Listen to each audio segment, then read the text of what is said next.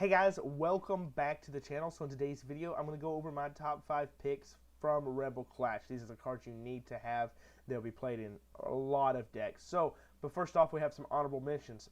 On that, we have Tool Scraper. So Tool Scraper come out a few sets ago. It's a pretty old card now, but you may still have some laying around somewhere. But it says choose up to 2 Pokemon tool cards, both yours and your opponent's, and discard them. So yeah, it's a good way to get rid of those pesky tool cards like Lucky Egg or Air Balloon or something like that. Just disrupt your opponent a little bit. It's something good to have back. We've lost Phil Blower in the recent years, so it's nice to have a little bit of tool removal back. Also, we have GLarion Wheezing. So GLarion Wheezing says if it's in your active spot, all of your opponent's Pokemon have no abilities. So that shuts off Dedenne, that shuts off Lele if you're an expanded, or Shaman, or anything like that. Also, it shuts down Mewtwo decks pretty good.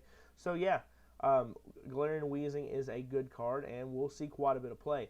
We also have Garbador. Now, Garbador is kind of a special case. It will see some play, but it'll mostly see play in Dragapult decks. So it says that as long as there is an active, or not an active, as long as there is a stadium in play, you can just poison your opponent's active Pokemon. So being able to use Dragapult to get more damage out there because your opponent's Pokemon is poisoned, it's real nice to have a Garbodor on the bench and a stadium in play, and all you got to do is poison it and get right on it.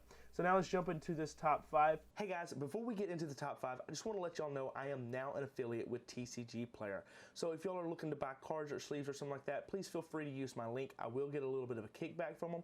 The price for you will be no difference. That comes straight from TCG Player. So if you're considering buying cards out of this video or any other time, please consider using my link. Anything helps the channel. And either way, I appreciate you guys, and y'all are awesome, and we'll see you in the next video. And to start it off, at number 5, we have Twin Energy. So Twin Energy is basically double colorless energy. It's coming back, but in a slightly weaker form. So double colorless you could use with any Pokemon, but with Twin Energy you can only use it with one prize Pokemon. No VMAX, no Vs, no GX Pokemon can use Twin Energy. So we're getting the double colorless part back, but can only go to single prize decks. It's really good. I think it's a great way to balance out the card and make it not too overpowered, because some of these cards do have a lot of colorless energy, some of the V cards. So being able to only use this on one prize attackers gives those decks a little bit more of advantage where they're still behind, as of right now. Next up, we have Scoop Up Net. So Scoop Up Net is another one of those cards that is great for single prize attackers. It says that once you can use it to pick up. So if you have a one prizer on the field, you just play the Scoop Up Net. It scoops up that one prizer and puts it back into your hand. It can't be used on GX or V Pokemon, but as of right now, it can be used on EX Pokemon. So I'm not sure how they're going to do that and expand it. I would imagine it'll wind up getting banned whenever we roll around to the 2021 format. Otherwise, you'll be able to pick up Shaman and just use setup for multiple card draws there in one turn. Next up, we have Alolan, or not Alolan, but we have Ninetales V. So Ninetales V, for its first attack, 1 fire, 2 colorless energy. Choose one of your opponent's active Pokemon's attacks and use it as this attack.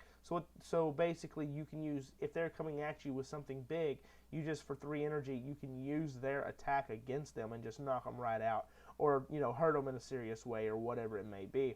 And that's for just 3 energy. If they're hitting you with a let's say the new Charizard V Max, when it finally gets around here, it does 300 for 5 energy. Well, this Ninetales, it can do 300 for 3 energy because of this attack. Its next attack is good, but not quite as good. Flamethrower for 4 energy, 1 fire, 3 colorless, 180, and then you have to discard an energy card from this Pokemon. So not bad. It does hit some pretty good numbers. It can 2-shot anything in the format, but 180, in my opinion, is still just a little bit low. I would have liked to have seen that to have been right around 200. Next up, we have Boss's Orders. Now, Boss's Orders is a reprint, but it's a different card altogether. Boss's Orders is a new supporter coming out in Rebel Clash, and it is Lysander. It says you may move one of your opponent's benched Pokemon to their active spot. So this just allows you to gust up one of their Pokemon, and then maybe take a big KO with a Rechizard or a Ninetales V or Grimmsnarl or whatever you're deciding to play. It's really good. It's going to be a 4 of in your binder, and probably, I would say, at minimum 3 in the deck. It's a really good card. It's a really busted card, and it is the only good form of gusting that we have at this moment. And now moving on to number 5, we have Goss V. So what Goss V? It's another one of those Pokemon in the long line where you know, they're trying to make these Pokemon that are a little bit busted, but they serve a specific purpose. So you have Tapu Lele, which when you play it, you get to search your deck for a supporter. You have the Dene GX, where when you play it, you get to discard your hand and draw 6. You have Shaman EX, where you get to draw until you have 6 cards in your hand.